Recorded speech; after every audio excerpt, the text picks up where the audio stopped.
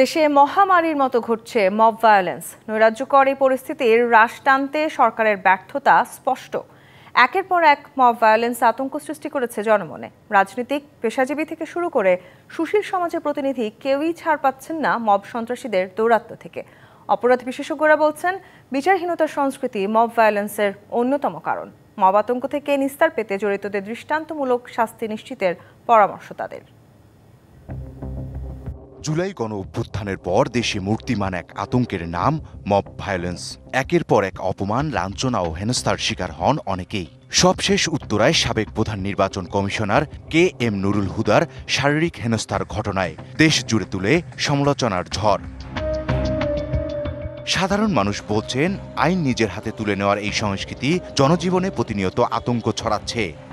মবের কাজটা কমপ্লিটলি অনৈতিকভাবে কোনো একটা উদ্দেশ্য হাসিল করা।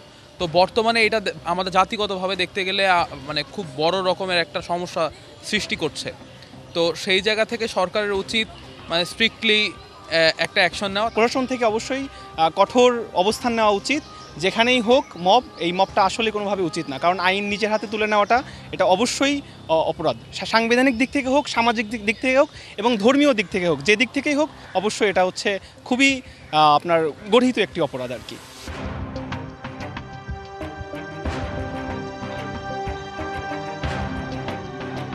মাঠের অলরাউন্ডার আমি, আর ঘরের allrounder Tilex. Tilex toilet cleaner, clean মানেই টাইলক্স। বিশেষজ্ঞরা বলছেন, সাম্প্রতিক এই মব ভায়োলেন্সের নেপথ্যে রয়েছে বিচার ব্যবস্থার প্রতি অনাস্থা, যার শিকড় ইতিহাসের গভীরে প্রথিত। ইতিহাসবিদদের মতে, প্রাচীনকালে যখন বিচার কাঠামো ছিল না, তখন বিচারের নামে চলত নৈরাজ্য। অভিযুক্ত ব্যক্তিকে সবার সামনে ফাঁসিতে ঝুলিয়ে মৃত্যুদণ্ড কার্যকর করা হতো। ইউরোপে ফরাসি বিপ্লবের সময় এই ধরনের ঘটনা ঘটেছিল। এছাড়া বিংশ শতাব্দীর মাঝামাঝি যুক্তরাষ্ট্রে জাতিগত অস্থিরতার সময় মব লিঞ্চিংয়ের ঘটনা ঘটে। মব নামের এই সন্ত্রাসের ক্ষেত্রে অতীতের সঙ্গে বর্তমানের যোগসূত্র রয়েছে বলে মনে করেন বিশেষজ্ঞরা। সরকার এবং আইনশৃঙ্খলা বাহিনীর এই ঘোষণাটা দরকার যে পরিস্থিতি স্বাভাবিক না হওয়া পর্যন্ত মব একটি জামিন অযোগ্য অপরাধ হিসাবে গণ্য হবে এবং গ্রেপ্তার করে এদেরকে কারাগারে পাঠানো এবং কোনোভাবে জামিনের সুযোগ থাকবে না। পুলিশ বলছে, নিজের হাতে আইন তুলে নেওয়ার সঙ্গে জড়িতদের বিচারের আওতায় আনা হবে। মব ভায়োলেন্স এটি কোনো মতেই সমর্থনযোগ্য নয় এবং এটি আইনের একেবারেই কিন্তু সুস্পষ্ট লঙ্ঘন।